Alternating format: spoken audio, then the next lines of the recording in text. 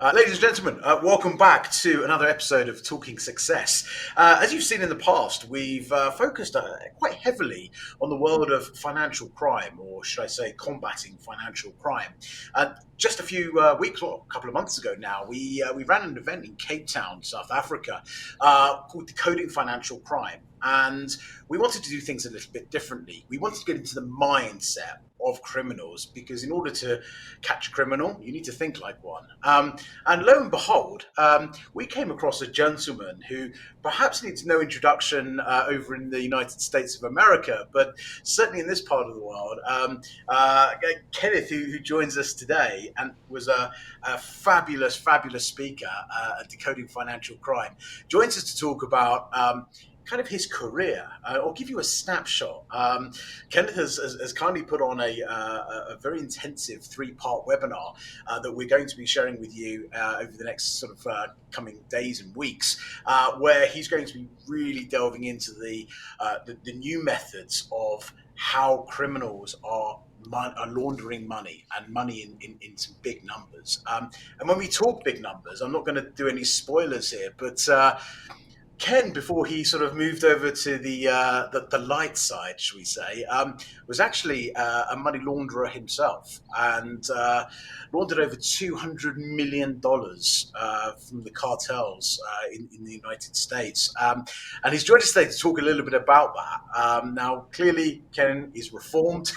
He now works with law enforcement, catching people, who are committing these kind of heinous crimes. And I think it's important to note, and Ken, I'll bring you in now.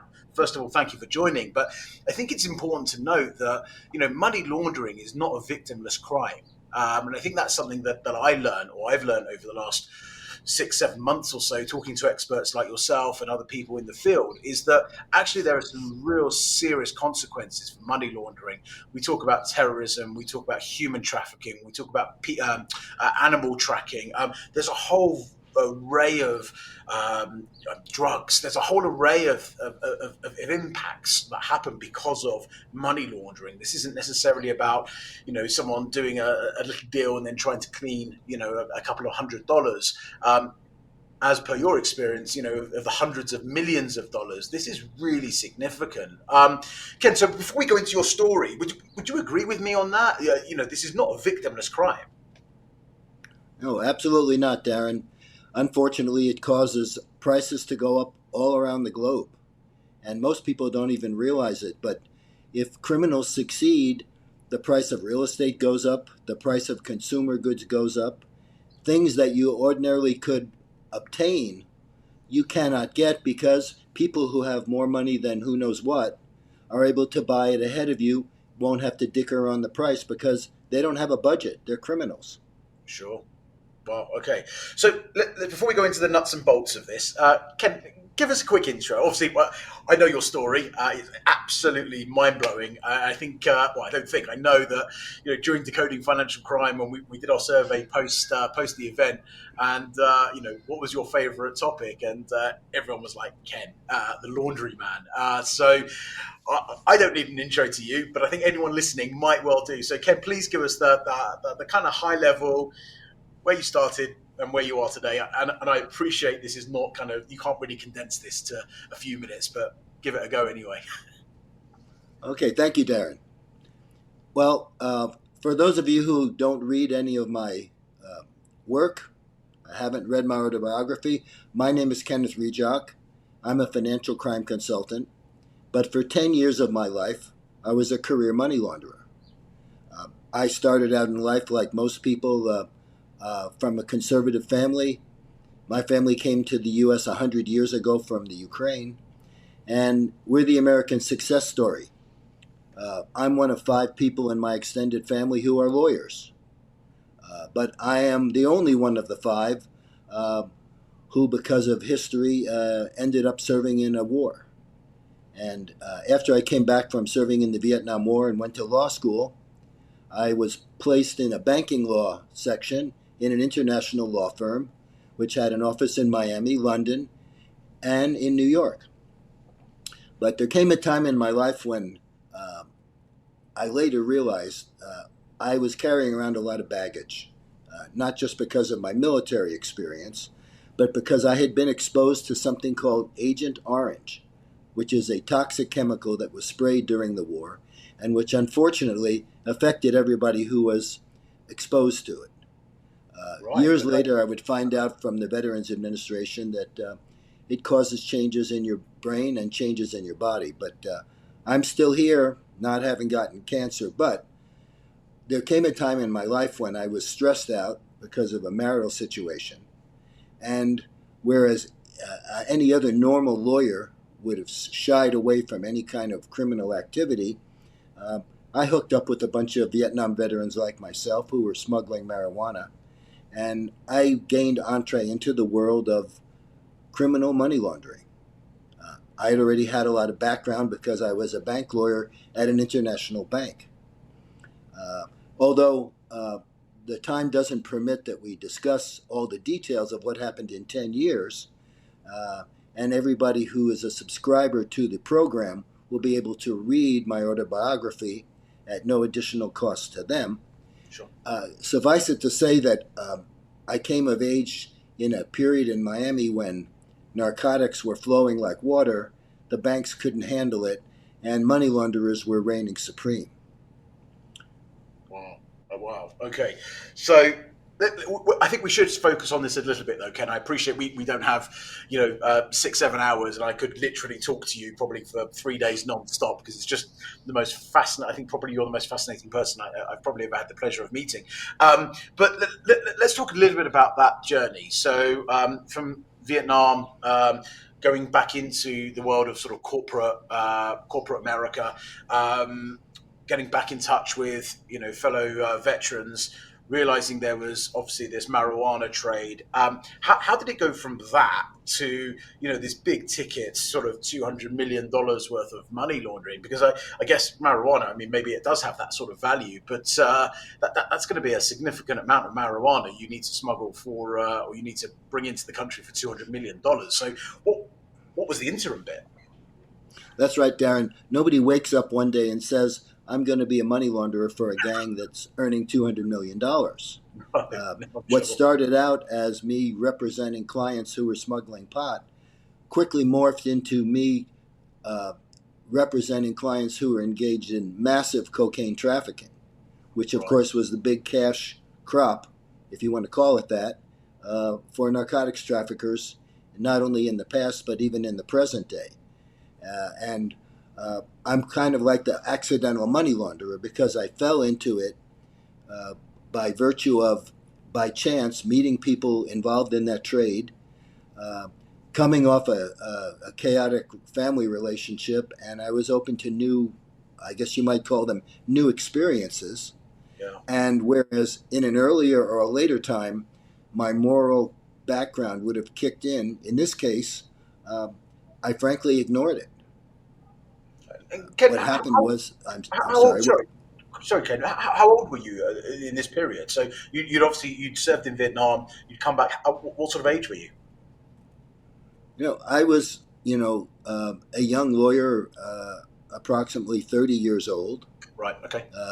Now with no wife and no children, and at loose ends, and living in a city which was flowing obscenely with narcotics, and in a city in which every professional was unfortunately abusing them. A city in which the economy was largely funded by all of this dope money, which created a boom atmosphere. And fortunately for myself and my clients, my background was that I had been down into the Caribbean tax havens. I knew how they operated. And as such, it was a very easy transition for me to switch from being bank lawyer to being career money launderer. But you were acting in the capacity for the cartels. Correct me if I'm wrong, please. As their sort of white collar lawyer who would then go and sort of package up the different entities and the legal structures in order to sort of move this money around. Was that your role? And actually, at that time, the United States had a terrible issue with controlling the offshore tax havens. They Right. had no leverage, political, economic, or otherwise.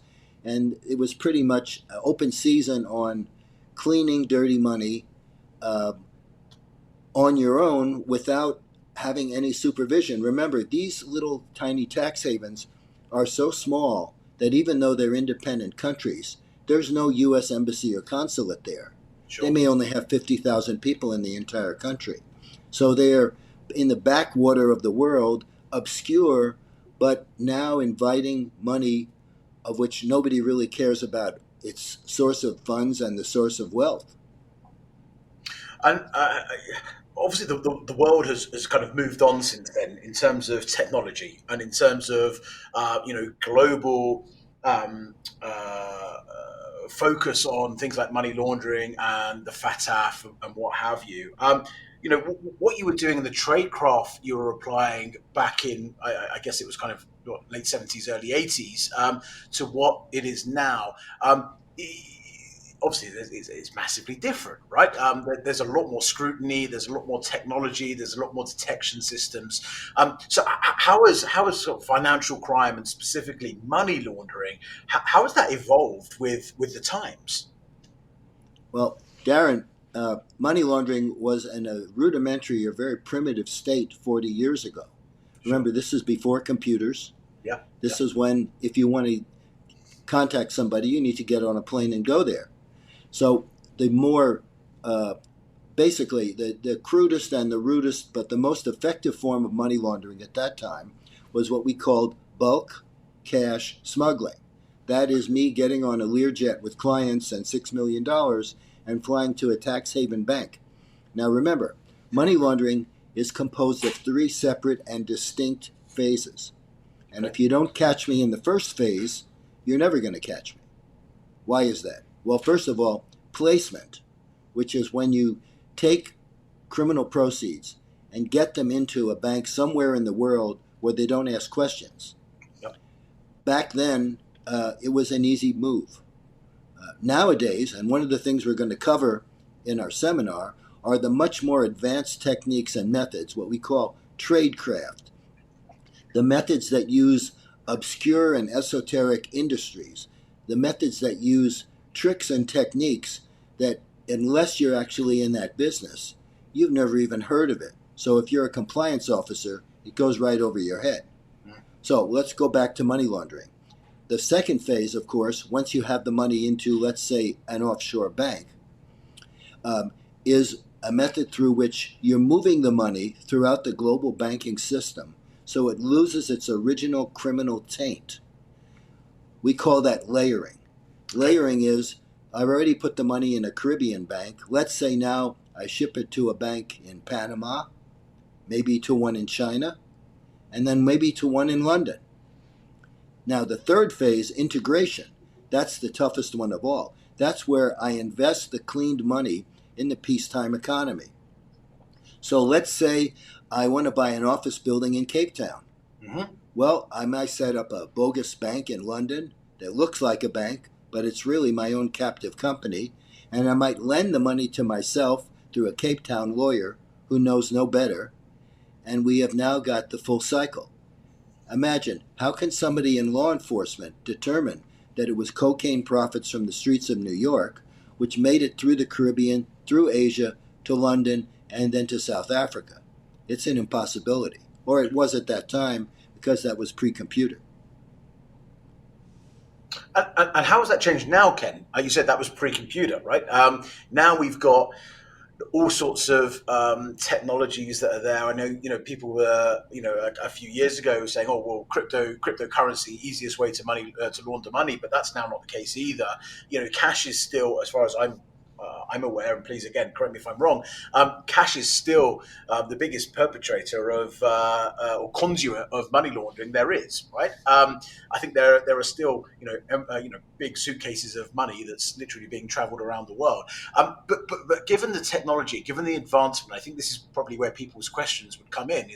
But there's all these systems in place now, and there's global alliances. There's AML screening. There's the sanction side. There's all of these very very complex cryptography.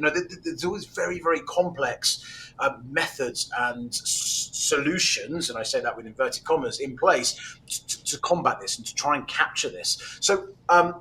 During your series that you're going to be putting on, is that something you're going to be covering in terms of, look, this is how we did do it back in the day?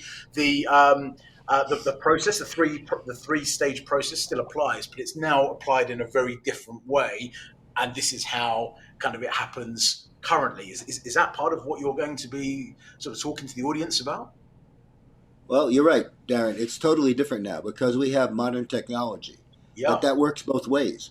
While we have excellent software platforms, while we have methods by which one can identify transactions, by which we can uncover criminal activity, the other issue is that on the money laundering side, they are far more advanced than they ever were. And that's the reason for this seminar, because while compliance officers and people involved in AML can rely upon these programs, and they should, at the same time, they need to have a grounding, a well-rounded background in what money launderers are doing and what will they be doing in 2025. So these esoteric and obscure types of tradecraft, which they may or may not ever see or see only once, has to be known to them so that they can use the software and identify it in real time. Right. Okay. So again, correct if I'm wrong, but what we're talking about here is kind of reverse engineering the software that's there that's trying to detect them, right? So these are very smart people. This is not, I was going to say a skinhead guy walking around with a bag of cash. First of all, yes, I am a skinhead, but no, I don't have a bag of cash. But this is, this is very complex. This is highly skilled, highly trained, and again, I'll come back to you maybe and ask you how these people sort of, develop their careers, given that was, your previous life. So this is very sophisticated. These individuals, and I think it's important to mention, this is not necessarily an individual. This is cartels. This is organized crime. These syndicates are working at the cutting edge of technology in order to beat the system. Is that correct? Is that what's happening? You're right. Now, basically, you're dealing with professionals on both sides of the coin. Yeah. But yeah. Whereas on the banker side, you're dealing with people who are clock punchers. Then it's not an adventure to them, it's a career, and they go home at the end of the day. But on the other side, we have accountants, attorneys, financial professionals, ex-bankers, people that have years of experience, training, and education, and they are driven because if they make a mistake, it may be their life, and it very well might be. So therefore, they stay up nights and weekends just to beat the compliance officers. And they're doing a very good job of it because the compliance officers generally don't have what I would call a Renaissance education. They don't know, frankly, sufficient information about geopolitics, about history, about culture, about the day-to-day operations of many industries, which allow money launderers to then infect those industries with their version of what is a particular item and successfully move it right through the bank in plain view. Ken, it's interesting you mentioned this. During decoding financial crime, after your session, I think the sort of that afternoon, we broke the delegates into teams, into little groups, and asked them to devise a money laundering strategy. So not an anti-money laundering strategy, but a money laundering strategy, and then present back to the wider group on how they would do this. Now, this was an audience full of professional compliance forensic experts, and we also had some of the regulators there in South Africa, and adjudicating or sort of judging. Although there was no rewards given for the best plan. I think that was probably pushing it a little bit too far. But there was the national prosecutor here, one of the detectives from the equivalent of one of your security forces in the US, and they were sort of there to critique and to poke holes in some of these strategies. And what was interesting is the layering that went on in some of these schemes that these individuals or these groups had conjured up. A lot was around how do we how do we front this? And a lot was using sort of religious institutions. That was a bit of a theme that came out. A church, or whether it be a mosque, or whether it be a synagogue, whatever it may be, actually is quite a good way of getting funds in and then cleaning it through different systems, and then reapplying those funds back into the formal system. But I think what was quite obvious, and bringing up your point as well, is that there wasn't necessarily an appreciation of the wider scope of how these criminals act. And I think having the prosecutor there and having the detective there from the Hawks and going, actually, you haven't thought about this, and we would have caught you doing this. And we had some other vendors there going, actually, our system would have detected you way, way, way before you even thought about doing this. So I think, to be able to open up the minds of experts who are in this field, who perhaps are, as you quite rightly said, working for a bank or working for a financial services, organization that are sitting effectively behind a computer and looking at data that's coming in, but actually to get into the mindset of these criminals. And that was, I think, Ken, for me, when you started speaking at this event, and just listening and looking around the room, genuinely speaking, people's mouths were kind of, their jaws were on their chests as you were talking. People were like, wow, I hadn't even thought about this. And I think that for me and for the audience was just such a massive eye-opener. But let's talk a little bit about the seminar. I would like to just focus on that, because this is not just Ken talking about his career as a money launderer and how he got caught. And I know you served time as well, for your crimes, and came out and obviously reformed yourself. But this is about sort of the next step. This is about your life now as an expert in detecting and working with law enforcement, to really combat the criminals that I guess were your kind of partners way back when. So what sort of things are you going to be covering in this seminar that people should really pay attention to? Well, the first thing is that people attending the seminar need to understand that it's not simply me talking about 21 obscure money laundering tactics. It is me explaining how these tactics were created and how you see them when you're working at your desk in a bank as a compliance officer. You need to see it through the eyes of the money launderer, because once you understand what his goals are, what his objectives are, and what he's prepared to do, then you can take that particular technique and identify it every day of the week. We're not just going to read from a book. Of course, we're talking about techniques that you can't read in a book or learn in a seminar. These are only advanced techniques, all of which have been and are every day created by money launderers who are only limited by their imagination. Remember, money launderers are constantly looking for new ways to beat the compliance world.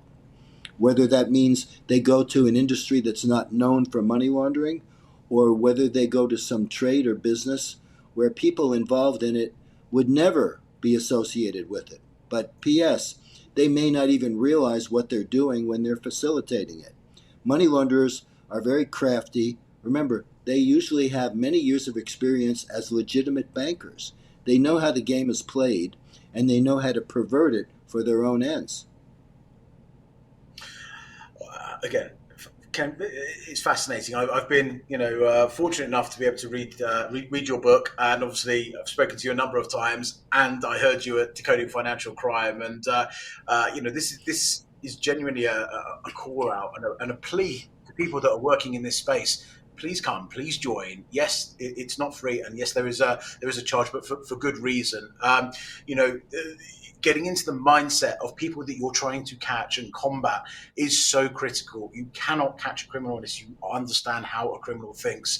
And honestly, there is no better person that I've ever come across than Ken, and I'm delighted that he's entrusted us at TITC to work with him and bring an audience who really can benefit for this. This is not about selling. This is not about upselling anything. In fact, Ken's been very generous and is going to give a free copy of his book out to anyone who comes on to this seminar. The links will be below. If there's any questions anyone has, you can reach out to me directly. I can filter any questions directly to Ken as well. But Ken, listen, just to sort of put some dates on this, we're looking at it's a three-part seminar on the 2nd, 4th, and 6th of December. The times are all on the website as well. We've made it very, very simple. This is not pre-recorded. This will be live. You will have an opportunity to ask Ken any questions throughout the seminar as well. I really do encourage anyone who's listening to this that's not only interested in this world, and it's absolutely fascinating, but whose careers are here and who are protecting consumers, protecting businesses, protecting governments, protecting countries. Please come on and take part. This is. You've got an opportunity to hear it from someone that's actually been in the trenches, someone that's come through, been reformed, now working with law enforcement, and really is at the cutting edge of these strategies that money launderers are putting on. And Ken, I must say, during the Decoding Financial Crime event, we had someone lined up from the National Prosecutor Authority here in South Africa. The night before, we had a phone call saying, "I'm really sorry, I cannot make it." The MPA have banned me from traveling or from actually leaving my house because there's been a threat on my life of an active case. So this is real world. This is not the movies. This really is impactful. This does affect millions of people. This affects economies. This affects things like, as I mentioned right at the very beginning, human trafficking, drugs, cartels. This is very, very serious. So, please do come on. You'll note from my demeanour today that I'm not necessarily my jovial self, and that's really because of the seriousness of this topic. So, Ken, any closing thoughts from you? Obviously, we'll put all the links below, and we'll make sure that it's very easy for anyone to navigate. But is there anything that you want to sort of leave our audience with? Yes, Darren. I want to direct this to the frontline compliance officers, the people in the banks, credit unions, and non-bank financial institutions who every day have to look at transactions, who every day have to onboard new clients and new customers. The reason I want to see you at the seminar is because you're going to see things which you'll never understand unless somebody explains them to you. You need to see them solely from the perspective of the practicing money launderer. And that's what we're going to show you. We're not just going to give you a technique. We're going to show you how it works, and we're going to prepare you for identifying it in real time. Well, there you go, everyone. As I said, details are going to be below. Ken, thank you for your time. Thank you for coming on to this podcast.